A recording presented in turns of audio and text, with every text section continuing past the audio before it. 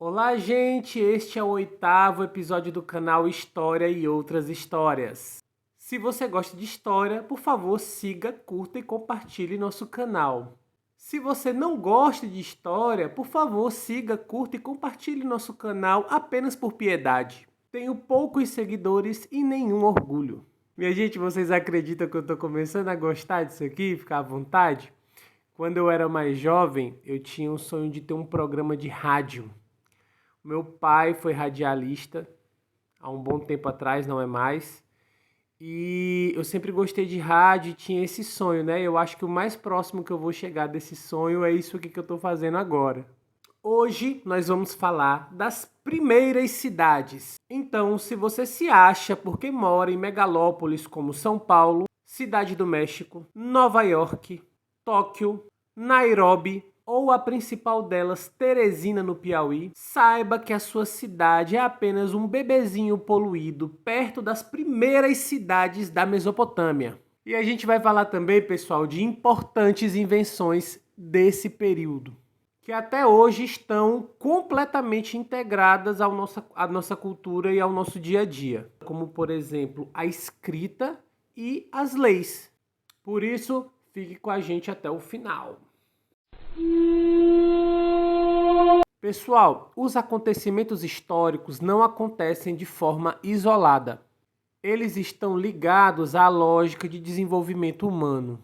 Em um dos vídeos anteriores, eu já falei sobre a Revolução Neolítica, em que os humanos passam a dominar as técnicas agrícolas. Isso faz com que gradativamente a gente deixe de ser nômade e passe a ser sedentário.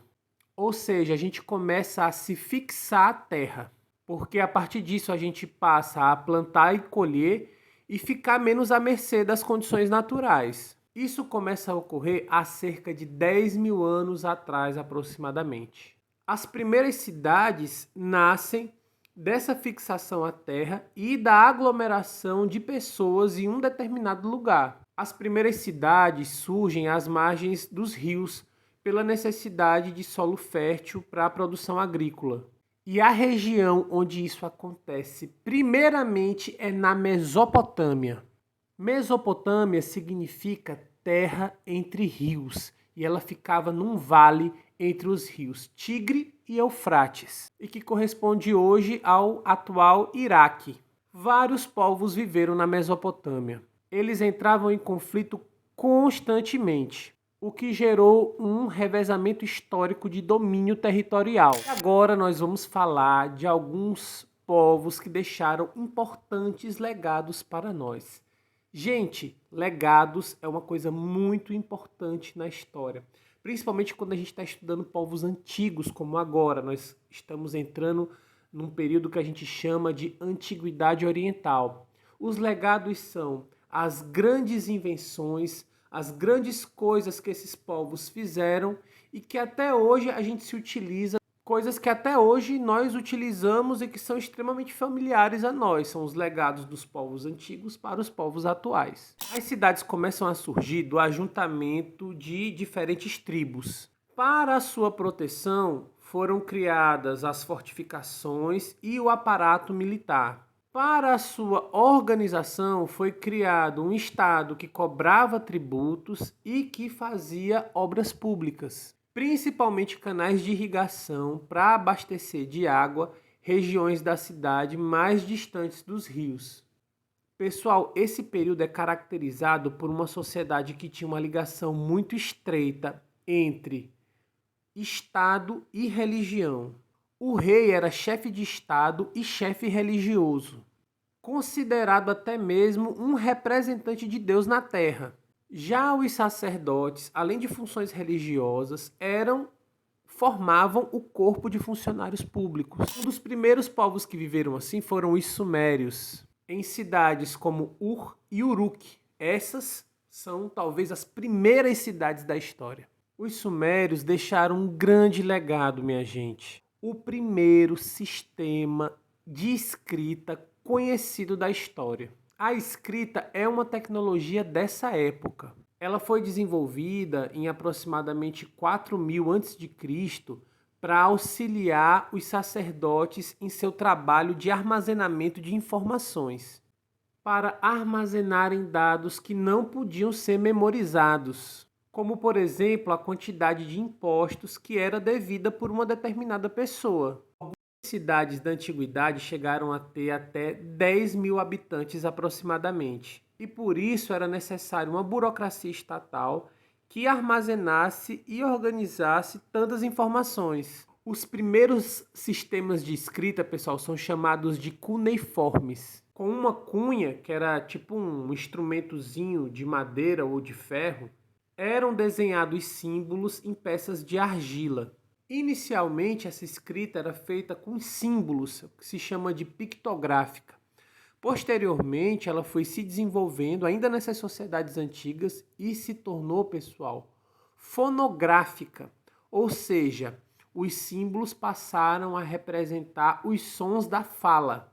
Outra civilização importante é a amorrita, que são conhecidos também como babilônios, porque a Babilônia era a capital do Império Amorrita.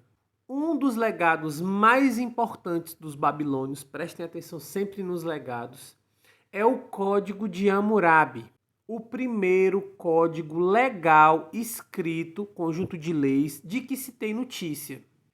Ele tem esse nome porque quem reuniu os costumes da tradição oral e organizou eles em uma lei escrita foi o Hammurabi, um dos principais imperadores da Babilônia. O Código de Hammurabi era baseado no princípio de talião. Talião quer dizer retaliação, ou seja, o velho olho por olho e dente por dente, que tentava aplicar penas proporcionais aos crimes cometidos, como, por exemplo, cortar a mão de alguém que cometesse um roubo, ou mandar derrubar a casa de um pedreiro que não faz construções firmes. Gente, tem alguns aspectos muito curiosos no Código de Hammurabi. Uma das leis diz que se alguém que estiver ajudando em um incêndio sentir inveja do proprietário do imóvel que está em chamas, sentir inveja das coisas que ele possui ali no imóvel dele, ele deve ser atirado no fogo. Imagine aí a situação. Minha casa arde em chamas! Socorro! Meu amigo, eu lhe ajudo. Muito obrigado, meu bom homem.